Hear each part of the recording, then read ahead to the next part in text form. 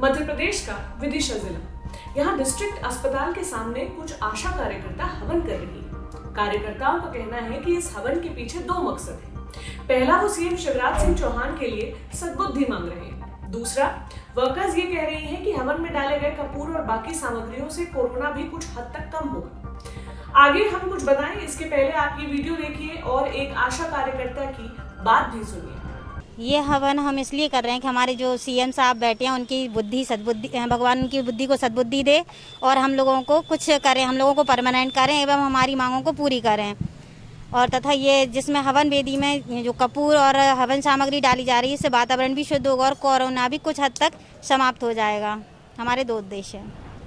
आज तक के विवेक ठाकुर की रिपोर्ट के मुताबिक आशा वर्कर्स का ये कहना है कि वो कई दिनों से काम कर रही हैं। कोरोना के समय भी बहुत काम किया है, लेकिन फिर भी उन्हें परमानेंट नहीं किया जा रहा। इसलिए वो चाहती हैं कि सीएम को सद्बुद्धि आए और उनकी मांग सुनी जाए। ये थी आज की कोविड कथा। अब बढ़ते हैं बड़ी खबर की तरफ। पिछले कुछ दिनों से हम सोशल मीडिया पर एक बुजुर्ग महिला को देख रहे हैं। वो अपने पति के साथ मिलकर इंस्टाग्राम पर कई सारे वीडियोस डाल रही है और अब यही वीडियो काफी ज्यादा वायरल हुई है। किसी में वो महिला फैशनेबल कपड़े पहन रही है, तो कभी किसी चैलेंज का हिस्सा बन रही है या कभी अपने पति के साथ प्रैंक कर रही है। हमने सोचा कि ये महिला कौन है जो इंटरनेट सेंसेशन बनी हुई है। थोड़ा खोजने के बाद हमें पता चला कि ये तो मिसेस वर्मा है और इन्हें इंस्टाग्राम पर सेलिब्रिटी का दर्जा मिला हुआ है। 30,000 फॉलोअर्स हैं। अकाउंट से डाले गए वीडियोस पर लाखों में व्यूज आते हैं। अकाउंट के नाम मिस्टर एंड मिसेस वर्मा है। आज के शो में हम आपको मिसेस वर्मा और उनकी तरह अन्य 4 उम्रदराज औरतों से मिलवाएंगे जो इंटरनेट पर काफी फेमस हैं और जो उम्र की सीमा को ठेंगा दिखाती है। ये भी साबित करती है कि age is just a number. नमस्ते, मेरा नाम प्रतीक्षा है और आप देख रहे हैं द ऑर्डिनरी शो। शुरुआत मिसेस वर्मा से होगी। ये 76 बरस की हैं। अपने इंस्टाग्राम अकाउंट पर लिखा है, हम मानते हैं कि उम्र कोई बाधा नहीं है, खुशियां बांटते रहिए।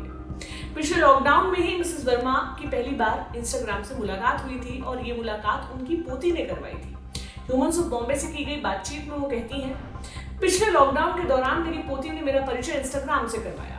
उसके बाद तो जैसे मैं इंस्टाग्राम की ही हो गई। मैंने नए लोग अपनाए, मैं डांस करती हूँ, नए नए मूव्स ट्राई करती हूँ, अपने पति से प्रैंक करती हूँ, सेल्फी क्वीन हूँ। मैं ऐसे पेश आती हूँ जैसे मैं कोई बहुत बड़ी सेलिब्रिटी हूँ और मीडिया को हर समय मेरा इंतजार रहता है। मुझे लगता है कि आप जो होना चाहते हैं, उम्र उसमें कोई बाधा नहीं है। मैं 76 की हूँ और फिलहाल इंस्टाग्राम इन्फ्लुएंसर हूँ। अब आपकी मुलाकात करवाते हैं मुंबई में रहने वाली रॉकस्टार दादी से। नाम है रवि बाला। 62 साल की है। इंस्टाग्राम पर रवि बाला शर्मा के नाम से इनका अकाउंट है। 1,36,000 फॉलोअर्स हैं। रवि बाला एक शानदार डांसर है। वो इंस्टा पर अपने डांस के वीडियो लगातार डालती हैं। पुराने से लेकर नए सभी बॉलीवुड गानों पर वो बेहतरीन डांस करती है। सिंगर एक्टर दिलजीत दोसांझ भी उनकी तारीफ कर चुके हैं और उनका एक वीडियो खुद शेयर भी किया था। रवि बाला ने ऑर्डिनरी से हुई बातचीत में बताया कि उनका जन्म संगीत से जुड़े परिवार में ही हुआ था, यूपी के मुरादाबाद में। 27 साल तक उन्होंने दिल्ली के एक सरकारी स्कूल में म्यूजिक टीचर के तौर पर काम किया था और रिटायरमेंट के बाद साल 2019 में वो अपने बेटे के साथ मुंबई शिफ्ट हो गई थी। यहीं से बच्चों के कहने पर उन्होंने डांस करना शुरू किया। पंजाब केसरी न्यूज़पेपर की तरफ से एक डांस कॉम्पिटिशन हुआ था। उसमें रवि बाला ने अपना वीडियो भेजा था जो बहुत जल्द हिट हो गया था। इसके बाद रवि ने खुद इंस्टाग्राम पर अपने वीडियोस डालने शुरू कर दिए। रवि बाला बताती हैं कि उन्होंने प्रोफेशनली कभी भी डांस की ट्रेनिंग नहीं ली थी, लेकिन बचपन से ही संगीत का माहौल रहा था, तो लोगों को डांस करता देख देख वो भी अपने हिसाब से डांस करती थी। फिल्मों में एक्ट्रेस के डांस को देखकर उसके स्टेप्स फॉलो करती थी। रवि ने अपने सफर के बारे में और क्या क्या बताया, सुनिए उन्हीं की जुबानी। बस मेरे ब्लड में है, क्योंकि मैं एक म्यूजिशियन की बेटी हूँ, तो सुर ताल लय का तो है ही नॉलेज। क्योंकि हमारे घर में क्लासेस चलती थी, कथक डांसर आते थे, मेरे फादर ने रखे हुए थे, तो मेरी बड़ी सिस्टर को सिखाते थे, मैं उनको देखती थी। और फिर शौक तो था, वोकल सीखते थे, इंस्ट्रूमेंटल मेरे फादर ने सिखाते थे। हम लोग सारी सिस्टर वोकल और इंस्ट्रूमेंटल, तबला सितार सीखे हुए हैं। लेकिन डांस उस समय ना पसंद नहीं किया जाता था। मेरे फादर को भी नहीं पसंद था कि मैं ऐसे डांस करूं बॉलीवुड के सॉन्ग्स पर। लेकिन वो ये था कि कभी उनको शौक होता है कि चल ये डांस करती, तो कोई भी भजन गाने लग जाते थे। तब मैं छोटी हुआ करती थी, तो कहते चल भजन पे डांस करो। तो उस समय एक गाना चलता था, मुरली बैरन हुई कन्हैया तोरी मुरली बैरन हुई, उस पे डांस कराते थे वो। लेकिन जैसे जैसे मैं थोड़ा सा ये लगा कि मैं बड़ी हुई, तो मुझे लगता है कि ये पिताजी मेरे इस गाने पे क्यों डांस करवा रहे हैं, मैं तो गाने कुछ और सुनती हूँ। तो बस शौक होता था कि काम करती होती थी घर में, या मैं पढ़ाई कर रही होती, कहीं से गाना सुनाई आ गया, या बाई चांस किसी ने भाई बहन ने रेडियो खोला, उसमें डांस का गाना आ गया, तो बस अपनी बुक्स बंद करी या कोई काम कर रही थी उसको वहीं छोड़ा और ठुमकने लग जाती थी। तो डांस का बहुत शौक रहा है। डांस मैंने बॉलीवुड सीखा नहीं, जब टीवी तो उस समय हम मेरे टाइम पे नहीं था, बस कभी मूवी देखने जाते थे, फादर कभी ले गए, मूवी दिखाई, उसमें डांस देखा तो बड़े ध्यान से देखती थी, गौर से कि कौन से स्टेप क्या है। बस वो एक वो था कि फादर्स ने बता रखा था कि जब भाव संगीत सिखाया था, कथक डांस में सीखती थी तो उसमें भाव का क्या महत्व है, और हम शब्दों के अकॉर्डिंग अपने हाथों का मूवमेंट करते हैं, वो सब चीजें मुझे पता थी, तो वो मैं डांस वहीं से करती आ रही हूँ। और जैसे टीवी देखने को मिलना शुरू हो गया, टीवी घर में आ गया, तो वो डांस देखने शुरू कर दिया, तो डांस को देख देख कर ही सीखी हूँ मैं। अब मैंने कोई डांस की ऐसे प्रॉपर कोई ट्रेनिंग नहीं ली है। रवि बताती हैं कि लोग काफी तारीफ करते हैं, लेकिन कभी-कभी कुछ नेगेटिव कमेंट्स भी आते हैं। हमने पूछा कि इन कमेंट से वो कैसे डील करती हैं। उन्होंने जो कहा वो भी सुनिए। मेरे पास कमेंट जो आते हैं सब बहुत अच्छे आते हैं। कोई अगर 100 में 1 या 1000 में कोई एक लिख देता है, तो मैं सोचती हूँ शायद वो मानसिक तनाव में रहता होगा, कि वो खुद नहीं कर पा रहा होगा, या उसके आसपास को जो एनवायरनमेंट होगा वो ऐसा होगा कि वहां पे लोग अच्छे नहीं हो, या उसके परिवार में अच्छे नहीं हो, या उसकी मानसिकता कुछ ऐसी हो कि वो ऊपर नहीं उठ सकता या सोच नहीं सकता। तो वो शायद ऐसा लिख देते, तो मैं उनको भी ये मैं कुछ कहती नहीं हूँ, लेकिन मैं कोशिश करती हूँ कि वो लोग मेरा इंटरव्यू देखते हैं और जो मेरे को सुनते हो या सुने, तो उनको मैं ये कहूँगी कि इन सब चीज़ से हटो, और आप अगर कोई अच्छी चीज़ दे रहे हो, आपका जो तनाव है, अगर वो आपके वोकल के माध्यम से, इंस्ट्रूमेंटल के, डांस के माध्यम से रिलीज़ होता है, तो वो आपकी सेहत के लिए और एक आपकी मानसिकता के लिए और आपके दिमाग के लिए बहुत अच्छा है। तो उस चीज़ से हटना चाहिए। मैं कोई गलत काम नहीं कर रही, और ना मैं कहूँगी कि कोई गलत करे। डांस एक कला है, मैं उसकी साधना कर रही हूँ, और डांस कर रही हूँ क्योंकि मैं खुश होती हूँ और मैं एन्जॉय करती हूँ डांस को। मेरी उम्र में आकर के, वैसे तो आजकल बच्चों से, छोटे से ही तालाब में रहते हैं बच्चे, और मेरी एज में आने के बाद तो क्योंकि वर्किंग हूँ, तब खाली रहती, तो मेरे शायद दिमाग में हमेशा वही नेगेटिव थॉट रहते मेरे को, और लगता कि मैं पिछली शायद लाइफ में अपने जाती, जो कि कहीं कहीं मेरे को प्रॉब्लम रही है, तो मैं उसी में घूमती रहती। तो मैं उस चीज़ से हटने के लिए मैंने ये सब चीज़ शुरू की। बच्चे मेरे मुझे बहुत अच्छे से समझते हैं, बहुत प्यार करते हैं। उनको रहता है कि मम्मी कभी उस ज़ोन में नहीं चली जाए कि हम नहीं सँभाल पाएँ। और मुझे भी ऐसा लगा कि शायद मैं कभी ऐसा बड़ी बन के और बैठ जाऊँ कि सीरियस, और थोड़ी मैं, मेरे को प्रॉब्लम है रही है, या मैं अब कुछ नहीं कर सकती, अब खाली हो गई हूँ, लाइफ़ को कैसा काटा जाए। तो अगर शायद मैं ये सब करती रहती हूँ, तो शायद मैं उसी ज़ोन में रहती और मैं इतनी उभर नहीं पाती। और लेकिन मुझे डांस एक जीने की दिशा देता है, मेरी कला मुझे देती है। तो मैं उन लोगों को जो ऐसे लिखते हैं मेरे को, कोई एक लिखता है, ऐसे नहीं, सभी बहुत अच्छा लिखते हैं। तो मैं उनको बोलूँगी उस चीज़ से ऊपर उठें, और अपनी जो मानसिकता है उसको ऊपर उठाओ। रवि युवाओं को ये मैसेज देना चाहती हैं कि वो अपने समय का सही इस्तेमाल करें, कभी हार नहीं माने, जो पाना चाहते हैं उसकी तरफ लगातार मेहनत करते रहें। कोरोना के चलते निराश मत होइए, इस मौके का फायदा उठाकर तैयारी करते रहिए, और जब सब नॉर्मल होगा तब अपने गोल पर पूरी तैयारी के साथ निशाना लगाएं, आपको सफलता जरूर मिलेगी।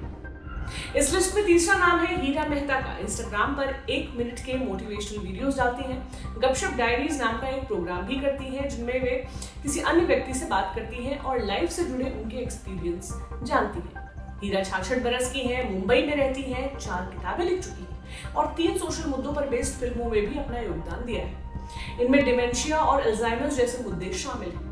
38 साल तक बैंक में नौकरी करने के बाद जब वो रिटायर हुई, तब इंस्टाग्राम से दोस्ती करी। हीरा ने हमें बताया कि वो शुरू से ही खुलकर बोलती रही हैं, काफी सोशल भी हैं, लोगों से बात करना, उनके एक्सपीरियंस जानना उन्हें अच्छा लगता है। हीरा बताती है कि शुरुआत में उन्हें इंस्टाग्राम चलाना नहीं आता था। उन्होंने खुद ही सीखा और अब लाइक अ प्रो इसे ऑपरेट कर रही है। आप भी जानिए हीरा का एक्सपीरियंस उन्हीं के जरिए। सच बताऊं तो मुझे टेक्नोलॉजी से बहुत डर था। हालांकि मैं बैंक में काम कर रही थी, लेकिन मैं बैक एंड में काम कर रही थी, तो जो टेक्नोलॉजी मैंने सीखी थी वो इस टेक्नोलॉजी से बहुत अलग थी। लेकिन मैंने क्या किया ना, मैंने सोचा कि देख लेते हैं, डिलीट बटन तो है, अगर कुछ गलत हो गया तो डिलीट कर देंगे। तो ऐसे करके मैंने शुरुआत कर ली और मैंने सब अपने आप सीखना शुरू किया। मैं मोबाइल से भी बहुत डर रही थी, लेकिन इस दौरान मैंने क्या रियलाइज किया कि मेरे पॉडकास्ट भी है, मैं एक पॉडकास्ट भी चला रही हूँ जो इंस्टाग्राम से पहले शुरू हो गया था, जहाँ पे मैं यही सब बातें कर रही थी। मतलब हर जिंदगी की टॉपिक्स लेके उसके ऊपर छोटा सा 5 मिनट का एक कैप्सूल ऑडियो बना के मैं पोस्ट करती थी। तो फिर मैंने जब ये शुरू किया अपना गपशप डायरी, जहां मैं लोगों से इंटरव्यू करने लगी, तब मैंने सोचा इसे एक स्टेप आगे ले जाना चाहिए, तो इसको मैं पॉडकास्ट में कन्वर्ट करूंगी। तो इंस्टाग्राम से मैंने उसकी लिंक डाउनलोड करना सीखा अपने आप। बहुत सर्च किया, बहुत दिक्कतें आई, उसको डाउनलोड किया उस वीडियो को, फिर वीडियो को मैंने उसको ऑडियो में कन्वर्ट किया, फिर ऑडियो से मैंने उसको एडिट करना शुरू किया। और अब इतना इजी हो गया है मुझे एडिट करना कि मैं अपने आप से पूछती हूँ कि मैं इतना डर क्यों रही थी। आज है ना, टेक्नोलॉजी इतनी इजी हो गई है, बस आप थोड़ा एक्सपेरिमेंट कर लो, अपने आप एक्सपेरिमेंट करना शुरू करो और अपने लिए खुद ढूंढ लो कि आपको कौन सी एप्लीकेशन आपके लिए सही है, जो आप हैंडल कर सकती है, और कर लीजिए। ऐसे तो बहुत सारी एप्लीकेशंस है जो हम नहीं कर पाएंगे, जो मैं शायद नहीं यूज कर पाऊंगी क्योंकि बहुत टेक्निकल है, बट ऐसे इतने इजी हो गए हैं एप्लीकेशंस अब यूज करना कि एक्सपेरिमेंट करने में तो कुछ जाता ही नहीं है। एक्सपेरिमेंट करती रहती हूँ और कुछ नहीं। हमने हीरा से ये भी पूछा कि जब कोई नेगेटिव फीडबैक आता है या कोई नेगेटिव कमेंट करता है तो उससे कैसे डील करती है। सुनिए उन्होंने क्या कहा। मैं मानती हूँ कि हर इंसान को अपना व्यू पॉइंट रखने की इजाजत होनी चाहिए। अब ये आपके ऊपर है कि आप उस व्यू पॉइंट को किस तरीके से आप उसको लेते हैं। नेगेटिविटी में भी आप पॉजिटिविटी ढूंढ सकते हैं। ऐसे अगर किसी ने मुझे कोई कमेंट किया है, इनफैक्ट मैं फीडबैक मांगती हूँ कि प्लीज मुझे बताइए कि क्या मुझे इम्प्रूव करना चाहिए या क्या मैं गलत कर रही हूँ या क्या आपको नहीं पसंद आया। क्योंकि अगर आप ये नहीं करेंगे तो आप अपनी धुन में चलते जाओगे, आप कुछ अचीव नहीं कर पाओगे क्योंकि लोग देख रहे हैं। और अगर आप किसी को कुछ सिखाना चाहते हैं या बताना चाहते हैं तो यू शुड बी रेडी कि वो आपको कुछ बताएगा, कुछ समझाएगा, कुछ सिखाएगा। और अगर आप इस फीडबैक को एक्सेप्ट करने के लिए रेडी नहीं है तो मत कीजिए सोशल मीडिया पे ऐसी कोई कमेंट या ऐसी कोई चीज जो आप खुद अपने आप उसको एक्सेप्ट ना कर सके जब कोई आपको कुछ कहे। हीरा आज की यंग जनरेशन को ये मैसेज देती है कि एक दरवाजा अगर बंद होता है तो दूसरा खुलता है। बहुत सारे मौके लाइफ में आते हैं, इसलिए एक नाकामी से हार नहीं माननी चाहिए। इसमें चौथा नाम है कनन बाला का। दिल्ली में रहती हैं, 58 बरस की है, होम मेकर है। उनका इंस्टाग्राम अकाउंट है मामा के ट्रीट्स नाम से। क्या खास है इस अकाउंट में? लाजवाब खाने की ऐसी तस्वीरें आपको देखने को मिलेंगी कि मुंह में पानी भर जाएगा। इंस्टा पोस्ट में तस्वीर के साथ उस डिश को बनाने की रेसिपी भी लिखी होती है। 28,000 फॉलोअर्स हैं इनके। यूं तो कनन खुद इंस्टा अकाउंट हैंडल नहीं करती, उनकी बेटी किशी से हैंडल करती है, लेकिन क्या कैसे डालना है, क्या लिखा जाना है, ये सब कनन बताती है। हमने किशी से बात की, उन्होंने बताया मेरी माँ बहुत सिंपल है, उन्होंने सारी जिंदगी हमारी और पापा की देखरेख की है। पापा को खाना बहुत पसंद था और मेरी माँ को खाना बनाना। वो उनके लिए उनकी पसंद की नई नई डिशेस बनाती और बड़े प्यार से खाते। 2 साल पहले वो गुजर गए। माँ पेन में थी क्योंकि एक व्यक्ति चला गया था जिसके लिए वो बड़े प्यार से खाना बनाती थी। फिर हमने माँ से कहा कि आप इंस्टाग्राम पर क्यों नहीं एक्टिव हो जाते, आप लोगों के लिए नई नई डिश बनाइए और उसे अपलोड करिए। हालांकि उसके पहले ही हमने माँ का अकाउंट ओपन कर दिया था, लेकिन पिताजी के जाने के बाद हम बच्चों के कहने पर वो इंस्टाग्राम पर ज्यादा एक्टिव हुई। वो बड़े प्यार से खाना बनाती है, हम उनके खाने को लोगों तक पहुंचाते भी हैं। बहुत अच्छी प्रतिक्रिया मिलती है।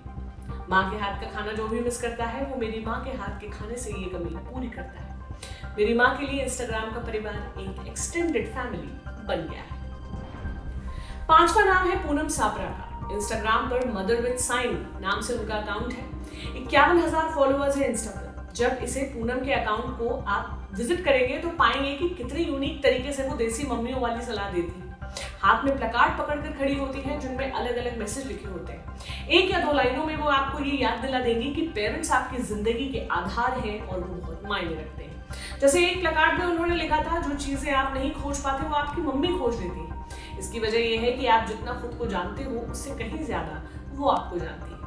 अपने अधिकतर पोस्ट में पूनम बच्चाज शब्द का इस्तेमाल करती हैं बड़े प्यार से। पूनम के बेटे हैं प्रणव सापरा, जो एक कॉपीराइटर है और कंटेंट क्रिएटर है। ऑफिशियल ह्यूमंस ऑफ बॉम्बे के एक पोस्ट के मुताबिक प्रणव ने ही अपनी मां को इंस्टाग्राम पेज शुरू करने के लिए मनाया था। प्रणव ने बताया था, जब मैं अपनी मां के पास ये आइडिया लेकर गया कि हम साथ मिलकर इंस्टा अकाउंट शुरू करेंगे, उनका पहला जवाब था क्यों। फिर मैंने किसी तरह उन्हें मनाया, कहकर कि ये मजेदार होगा। मुझे यकीन था कि अगर कुछ गड़बड़ होगी तो उनका मैंने पहले ही कहा था वाला चेहरा पहले ही तैयार होगा, लेकिन शुक्र है कि ऐसा कुछ नहीं। ये वो औरतें हैं जो हमारे आसपास ही हैं, जिन्होंने अपनी जिंदगी में काफी कुछ देखा है, झेला है। उम्र भी काफी ज्यादा हो गई है, कई तो दादी नानी भी बन गई है, लेकिन फिर भी उन्होंने समय के साथ चलना नहीं छोड़ा। उम्र का एक पड़ाव बीत जाने के बाद जहां बहुत से लोग थक जाते हैं, वहां ये औरतें नई मिसाल कायम कर रही हैं। न केवल अपने हमउम्र लोगों के लिए बल्कि युवा पीढ़ी के लिए भी। लोग अक्सर महिलाओं को, खासकर उम्र दराज महिलाओं को, एक ऐसे व्यक्ति के तौर पर देखते हैं जो या तो अपने पति पर या बेटे पर आश्रित होंगी। मगर ये महिलाएं सिर्फ हमें नहीं, हमारी माओं तक को भी ये सिखा रही हैं कि बढ़ती उम्र के साथ कभी बेचारा नहीं महसूस करना है, अपनी सेहत का खूब ख्याल रखना है और युवाओं के लिए आशा की किरण बने रहना है। इसी के साथ आज की बड़ी खबर यहाँ खत्म करते हैं और आपको बताते हैं दिन की सुर्खियां क्या है। पहली सुर्खी बनाई है ज्वाला गुट्टा ने, जो एक बैडमिंटन प्लेयर है। खबरों में इसलिए है क्योंकि इन्हें ट्विटर पर काफी ट्रोल किया जा रहा है। कारण है मस्जिद में हुए कथित रेप की एक घटना। दरअसल दिल्ली में रहने वाले मौलाना के ऊपर मस्जिद के अंदर 12 साल की एक बच्ची का रेप करने का आरोप लगा है। मौलाना को गिरफ्तार किया जा चुका है। इसी मामले पर लोग ज्वाला गुट्टा से सवाल कर रहे हैं कि वो कुछ बोल क्यों नहीं रही है। उनके पुराने ट्वीट्स के स्क्रीनशॉट शेयर किए जा रहे हैं और कहा जा रहा है कि ज्वाला ने मंदिर में हुई रेप की घटना का विरोध किया था, मस्जिद वाली घटना पर नहीं कर रही। इस पर ज्वाला ने 2 जून को एक ट्वीट भी किया था। कहा था कि वो रेप और महिलाओं के साथ होने वाली हिंसा की सभी घटनाओं की आलोचना करती हैं, लेकिन फिर भी लोग उन्हें टैग करके टारगेट कर रहे हैं। आगे ज्वाला ने बताया था वो एक एथीस्ट है, यानी नास्तिक है। अब ट्विटर पर एथीस्ट शब्द भी ट्रेंड करने लगा। लोग ये कह रहे हैं कि ये कैसी एथीस्ट है जो ईद सेलिब्रेट करती है, और कैसी एथीस्ट है कि इन्होंने हिंदू रीति से शादी की है। उनके पुराने ट्वीट्स खंगाल कर ऊपर लगाए जा रहे हैं। अगली सुर्खी आई है पंजाब के लुधियाना से। यहाँ एक पुलिस अधिकारी के ऊपर रेप के आरोप लगे हैं। आज तक की रिपोर्ट के मुताबिक आरोप लगाने वाली महिला नेशनल वेटलिफ्टिंग खिलाड़ी है। उसका कहना है कि पुलिस अधिकारी ने स्पोर्ट्स कोटे में नौकरी दिलाने का झांसा देकर लंबे समय तक उनका रेप किया। कई बार नौकरी के बहाने होटलों में बुलाकर रेप किया। महिला ने यह भी आरोप लगाया है कि आरोपी अधिकारी ने एक वीडियो भी बनाया जिसका सहारा लेकर वो ब्लैकमेल करता है। महिला ने पुलिस कमिश्नर से इंसाफ की मांग की। एडीसीपी प्रज्ञा जैन का कहना है कि आरोपों को वेरीफाई करके उचित कार्रवाई की जाएगी। अगली सुर्खी बनाई है एक नामी इंटरनेशनल नॉन प्रॉफिट ऑर्गेनाइजेशन की सीईओ रह चुकी महिला ने। ऑर्गेनाइजेशन का नाम है make a wish foundation. Bharat में भी ये एक्टिव है। बच्चों के वेलफेयर के लिए ये फाउंडेशन काम करता है। महिला का नाम है जेनिफर वुडली। द गार्डियन की रिपोर्ट के मुताबिक एनजीओ के यूएस के लोआ स्टेट वाले चैप्टर की सीईओ थी। उन पर $41,000 यानी करीब 29 लाख रुपए के गबन का आरोप लगा था। अब जेनिफर ने कोर्ट के सामने अपने गुनाहों को स्वीकार कर लिया है। लिखित तौर पर जेनिफर ने बताया कि बीमार बच्चों की चैरिटी के लिए जो पैसे आते थे उनमें से उन्होंने 29 लाख रुपए की हेराफेरी की थी। खुद को बोनस दिया था और सैलरी में इंक्रीमेंट किया था। जेनिफर की सजा का ऐलान 20 जुलाई को। ये था आज का शो। अगर आप हमसे कुछ जानकारी शेयर करना चाहते हैं तो हमें theordinaryshow@gmail.com पर, जो हमारी मेल आईडी है, उस पर आप मेल करें। अब आपसे सोमवार को मुलाकात होगी। तब तक आप अपना खूब ध्यान रखें। शुक्रिया।